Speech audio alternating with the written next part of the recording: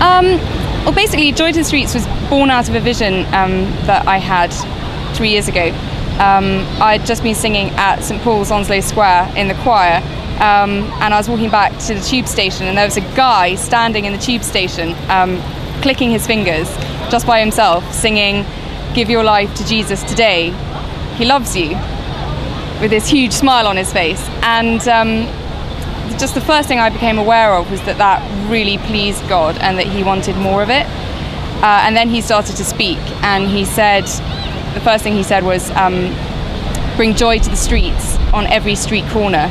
And then I started seeing stuff, and I saw this one day, I saw an aerial shot of London from above, and the church, the choirs of the churches of London coming out of the buildings, and at the same time on the same day singing and just claiming every street in London for Jesus. And then I saw Trafalgar Square filled with thousands of people, and what I saw was the hand of God coming down on them and pouring out this gift of joy. And he basically started to speak about having this free gift that he wants to pour out to a hurting nation.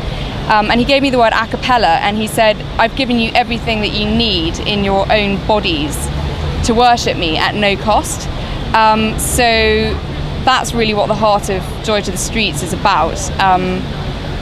And the joy of the Lord, when you see someone worshipping and filled with the joy of the Lord, it's a really powerful witness, because, I mean, that person, all the kind of theology and the philosophy and why is there suffering in the world and all that stuff kind of goes out the window. That person's got something, or they don't. And then I saw the Olympic Stadium surrounded by thousands of people, surrounded, like singing like Jericho, and the walls coming down, which is not literal. Not literal, spiritual meaning. So I knew it was for the Olympics, so that's why I'm back in the country. So I work for a big London church, central London church, and I work with students specifically. And you might remember back in 2010 there were all the student riots about the tuition fees and the protests and that kind of stuff happening, especially around Westminster, when they were kind of trashing Parliament Square and that kind of thing. And I was just one day just praying, having I don't do it all the time, but I was having a time of prayer for the ministry and for the students, and just saying, God, do something new, you know, just come and shake us up. Would you wake up students in London? Would you do something amongst our community? Would you do something in the church, not just in London, but around the UK? And I was sort of praying for student stuff. I was praying for God to do something new in his church. And in my mind's eye, I had just the briefest of pictures. I saw the Houses of Parliament at night when they're lit up and they're all like orange, you know, with that light that you see on them. And I saw the Houses of Parliament lit up, and people gathered outside the gates on the pavements. People gathered there holding candles, praying, just a bunch of people. And it was a very brief picture, but I knew it was a prayer vigil for Parliament and for our leaders and nation. And I just opened my eyes, came out of that time of prayer, and a friend of mine was with me, and I just shared the idea with him. I was just like, wouldn't it be cool if actually, you know, a bunch of students got together to pray for our government, to pray for our leaders, and not just protest, and not just say what they're against, but actually say, we're for you, we're behind you, we're praying for you. You know, even if we don't agree with your policies, we are for you and we're for this nation. And I shared that vision, and I started getting a bit excited about it, thinking this could be so simple, it could be so easy, it really could be something.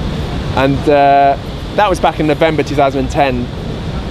Mulled it over Christmas, then shared with some other church leaders and student workers straight after the new year, and they said we'd do that. If you made that event happen, we would come and join you. So long story short, organised this flash mob event. It was called Parliament Square Prayer, and it was called 714, after 2 Chronicles 7:14. If my people who are called by my name will humble themselves and pray and seek my face and turn from their wicked ways, then will I hear from heaven, will forgive their sin and will heal their land. It's a classic prayer scripture, and it's 2 Chronicles 7:14. So basically pinched the numbers 7:14, called the event 7:14 Parliament Square Prayer, put it out on Facebook, put it out over email, and 3.5 weeks before the actual event in March, and this thing just kind of took off. You know, It went viral. Thousands of people were getting invited on Facebook. Groups were getting set up to pray for it, to intercede for the day itself. And people from around the UK were hearing about it and wanting to come down for it. And on the day itself, the Tuesday, the March 15th came, and the hour came, and suddenly all these people, hundreds of people, started appearing and gathering on the pavements, gathering on the island, in front of the protesters, in front of the green, which was fenced off at that point. And we had about 1,500 people who came together with glow sticks, with candles, with lights of all kinds, just to come, just to be present, and just to pray for our nation. It's the economic crisis, the Japan earthquakes had just happened, and they were just there, and we worshipped. There was no set agenda. We worshipped, we prayed, we united, we were visible.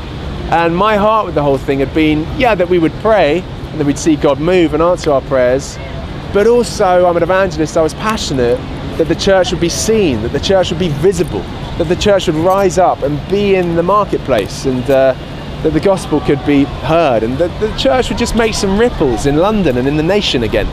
And that's really my heart with 714, is to, we had that one event and it went well, and a couple of other cities held it, and we felt this could be something, other cities can easily run these and host them for their own cities, for their own countries, and just to hold public prayer events. There was loads of worship in Parliament Square, so the worship thing is something, a value that's really shared, but it's just the heart for the church to get outside its four walls and to organise public prayer. So we're not only praying, but we're being seen to be praying. We're being seen to be engaged with culture, with society, to be to care. I mean, people think the church is dead, and 714 is about organising events that show the church is alive and kicking, it's well, and it cares and loves its city and nation wherever it is. So we had that event, then we had an event on December the 1st, and we called for a simultaneous day of 714 prayer events, and this thing again kind of kicked off, and 56 cities in 12 different countries heard the call,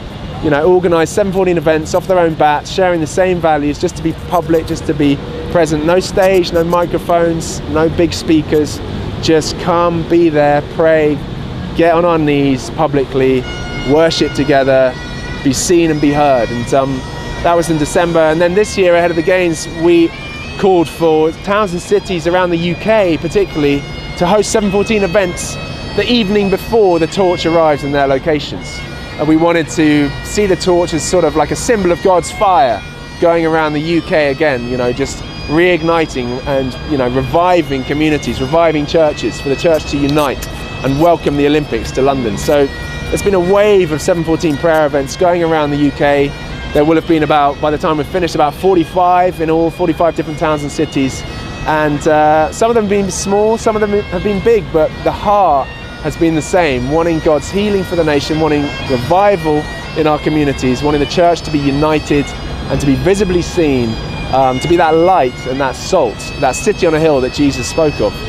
So that's my passion with 714, and the event that's going to be happening on July the 14th is the culmination of that prayer wave going around the UK, and 714 events coming down. It's going to be the London events, and that's something that Susanna and I are working on together, called A New Thing, and that's really the heart of it. That's the heart of 714, and it's just exciting to be part of it. I don't know how long it will last. It could be a short thing, but the world is on the streets right now, so my thinking, my attitude is like, that's where the church should be too. Yeah, and I think you touched on the thing about the church being unveiled. I think that's where the kind of the heart of the visions are the same, is that I think that the church in London is London's best kept secret. Like, we all have this great time, like, we love the Lord, God is moving in this nation at the moment, and we need to be unveiled, and we need to show London what he's doing. And I think praying about what God is doing at the moment through what we're doing, what other organisations and groups are doing actually around the same time, we really feel that there is an increase at the moment, and that God is on the move, that revival is coming. But as I've been praying about this, we're really feeling that it's not just revival for the lost, like the people who don't know Jesus. It's revival in the church, and a massive part of that is the church coming together as one body. Jesus prayed, let them be one, so that they will know, the world will know that the Father loves them as he loved me. And I think ecumenical unity is really important. There are bits of the church which are dying, there are bits of the church which are struggling, and we need to come together.